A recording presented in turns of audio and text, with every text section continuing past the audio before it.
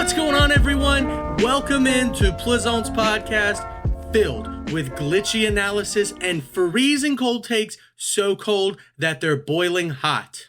Today's podcast is proudly sponsored by Hungry Howie's Baton Rouge. Check out their website for takeout and delivery deals. Right now, they've got a great special. Get a large one-topping pizza for just $7.99.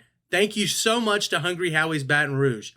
Now today, ladies and gentlemen, we've got the divisional round of the playoffs. We're going to be making some awesome predictions. Next, we're doing our very first Q&A. We took some questions from our loyal listeners, and we're going to get them answered all today, and they're all about college football. And last but not least, we have the return of the mighty, the powerful Plizont Locks. Let's get into the divisional round of the playoffs. First game up on the schedule, we've got the Chiefs versus Jaguars. Now look, the two best players in this game belong to the Chiefs. They're Patrick Mahomes and Travis Kelce. I think Jacksonville is way too young and inexperienced to even know that they don't belong in this game. This reminds me of the 2018 Jaguars when they went up against Tom Brady, Rob Gronkowski, and Bill Belichick, with Jalen Ramsey, Leonard Fournette, and Blake Bortles. But instead of Tom Brady and his lack of weapons that season, it's the most talented quarterback of all time, the greatest tight end of all time, and one of the best offensive coaches in the history of football. I think the Chiefs are going to handle business early and win this game 38-24. Next up, we've got the Giants versus Eagles Saturday night. Now, the number one question in this game is, can Jalen Hurts play without any limitations? He hurt his left shoulder a few weeks ago, and he has been out for 2 games and played a very limited game versus the Giants in the last week of the regular season. Now, the Eagles did have a bye week to start the playoffs, but if the answer is yes, that he can play without limitations, then I expect an Eagles blowout. But if not, which I expect that this is the case, then I'm guessing it's going to be a pretty close game, and it's going to be late. And it's going to be close late. Brian Daboll is too crafty. That Giants front seven is good enough to capitalize on a limited Hurts. That being said, I still have the Eagles winning late 27-20. Now, Bengals versus Bills, the first game on Sunday. I think the Bills, specifically Josh Allen, have been coming down off the hype from the beginning of this season. They've won 8 in a row, but I don't respect the competition in those 8 games. Their best win in that period was against the Lions in a last-second win, and the Lions missed the playoffs this year. Now, on the other hand, the Bengals are missing 3 of their starting offensive linemen, which I think is key, okay? Jonah Williams was just ruled out today. I'm not sure who I like better.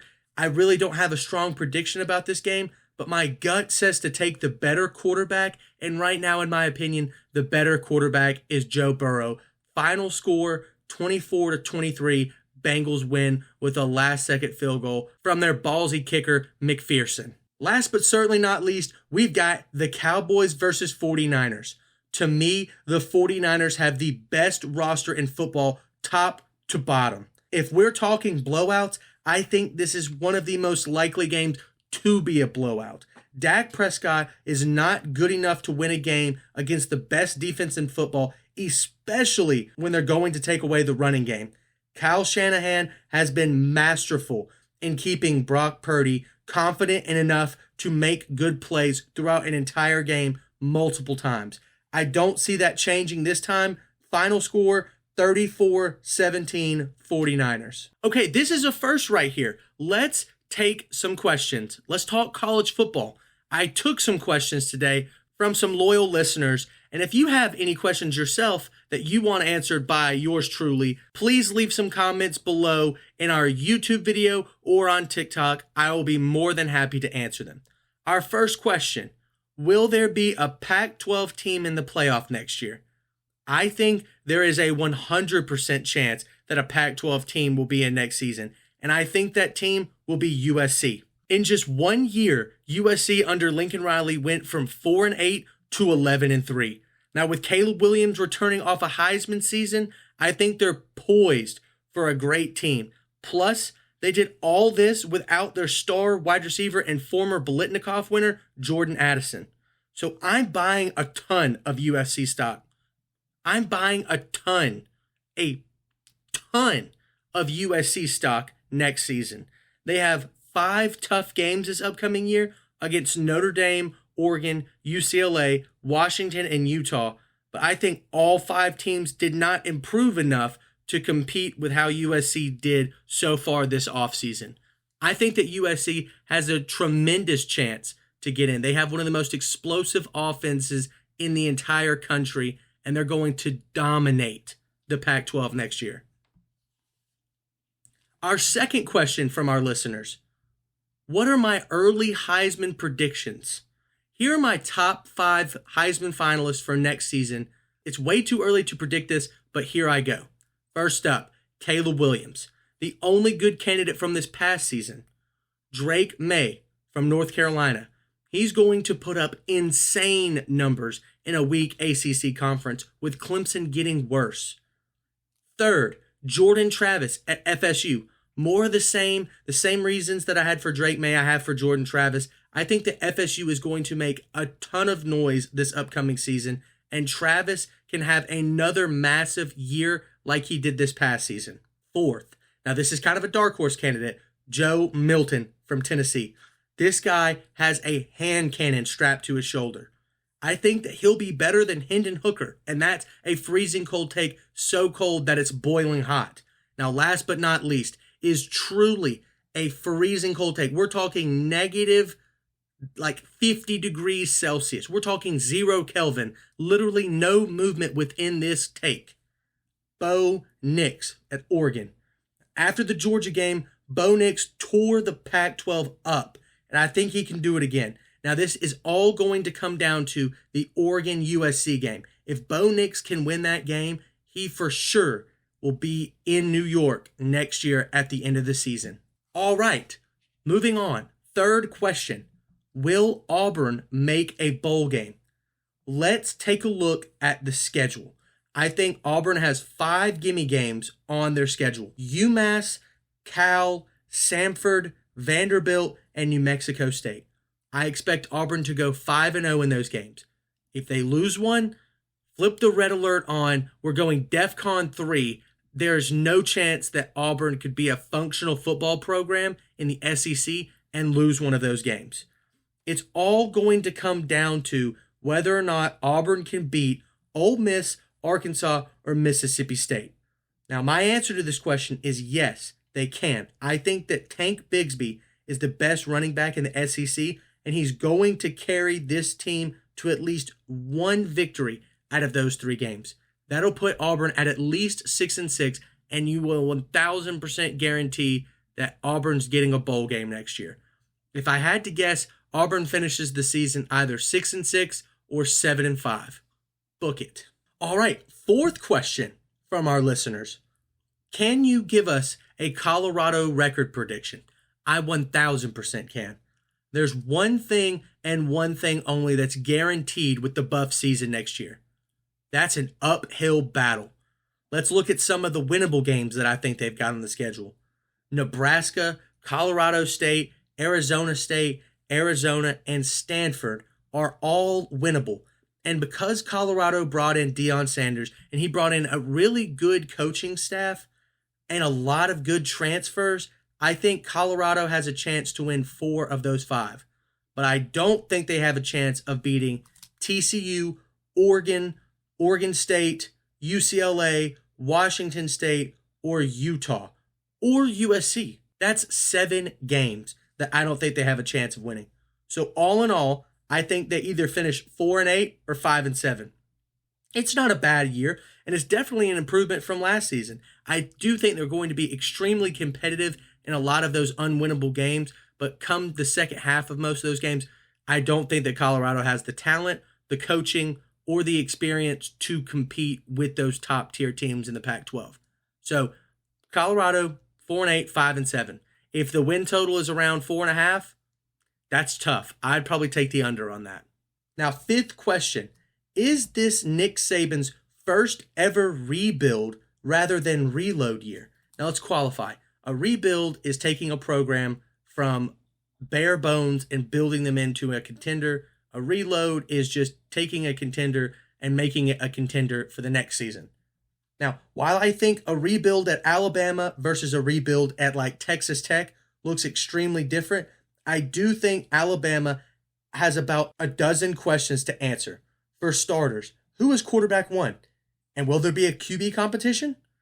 Is Jace McClellan good enough to be a bell cow back? Will the same wide receiver core be much improved to start the year and help a new quarterback? Because regardless of who is the quarterback, it's going to be a new one. Who's going to fill Will Anderson's spot on the defense?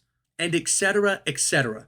One thing I do like about this team is the amount of national champions left on this roster are few and far between. To have so many players as a collective have that pressure of capturing a ring in a storied school like Alabama, because they'll be one of the only classes to not. And that's a huge motivating factor. I love the return of Seth McLaughlin, J.C. Latham, and Tim Brown. I think this will be one of the most physical Alabama teams that we've seen in the Saban era. Not to mention one of the most electrifying and lockdown corners in college football in Kool-Aid McKinstry. This will not be a heavy favorite Alabama team, but I think that's where Nick Saban does his best work, when Alabama is out of the major media conversation. I predict Alabama gets back on top of the SEC and wins the national title. Now, our last, but certainly not least question: who is most likely to be the TCU team this upcoming season? So, qualifications: a team that's predicted to not do so well with a first-year head coach like Sonny Dykes. Now, this sounds insane to say, but I think it's Nebraska under new head coach Matt Rule. Before his NFL disaster, Rule was responsible for two massive/fast rebuilds at both Baylor and Temple. I think being around young players is what Rule loves about coaching, and what he has now more than ever is an extremely supportive fan base and an excellent, wealthy booster board. Outside of the Michigan game, Nebraska has very winnable games throughout their entire schedule. Combine that with their improving recruiting class and transfer rankings, and you might have lightning in a bottle with this Nebraska team. I predict that they're going to go 9-3. TCU, to me, this year was an absolute fluke. I mentioned this in my college football SmackDown episode. They went 8-0 against teams with less than 8 wins, but they won those games by a combined 12 points and had 4 one-score games. That doesn't happen every year. I think Nebraska will probably drop a couple of those one-score games, but they will probably be the most surprising team that is not expected to do well with a first-year head coach. Nebraska Cornhuskers, good luck next season. Thanks so much for all my listeners who put in some questions today. It's much appreciated. Be sure to leave a subscribe, a follow, a comment, etc., on our Spotify, YouTube, or TikTok. Thank you guys all so much. It's been a great journey so far. And last, but certainly not least, we are getting into my favorite part, the greatest part, just overall, cannot be debated, the best part of this show, Plizont Locks. Now, these aren't locks per se, but I'm throwing out some lobs tonight, and I'm hoping they get slammed down with authority. First is a college basketball parlay, and second is a divisional round parlay. Okay? College basketball. We've got Kansas in an alternate spread, -3 versus TCU. Kansas is coming off that huge upset versus Kansas State. That was a massive loss for Kansas. I think they rebound and beat TCU tonight. They're playing back in their own arena. I love home favorites in college basketball. Kansas -3 versus TCU. Now, these other two that I've got are just straight up money line. UCLA versus Arizona, who has dropped 3 Pac-12 games. Can't be doing that in the Pac-12. And Iowa State, money line versus Oklahoma State. I don't buy this Oklahoma State team at all. I love Iowa State this year. They've been playing insane. Outside of just one really weird loss to Iowa, Iowa State has been playing phenomenal basketball. So those 3 picks, Kansas -3, UCLA moneyline, Iowa State moneyline, will get you plus 460. $100 wins you 460. Slam it. It's a lock. Now, my second parlay, divisional round NFL playoff games. All of these are alternate spreads, safe plays. These are what I view as locks. Kansas City minus 3.5 versus Jacksonville. They're winning the game. The question is just how many points. I don't know if it's 9. I definitely know it's more than 3. Minus 3.5 for the Chiefs. The Eagles minus 2.5 versus the Giants. Like I said earlier, I think the Eagles win late regardless of whether or not Jalen Hurts is healthy or not. I do think they win by more than a field goal, though, so I take 2.5 as a good, safe play. The Cincinnati Bengals plus 10.5 versus Buffalo.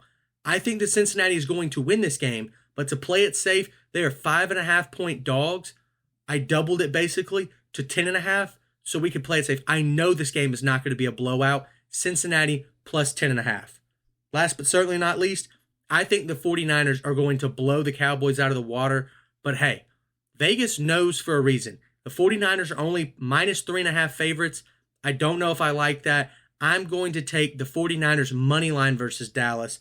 All 4 of those put together, you've got Kansas City minus 3.5, Philadelphia minus 2.5, the Bengals plus 10.5, and the 49ers money line, you've got plus 283. $100 wins you $283. Book it. Slam it. We're going to have a great weekend this week. I hope that everybody has an awesome weekend. Thank you all so much for tuning in to Plizont's podcast, and we'll see you next time.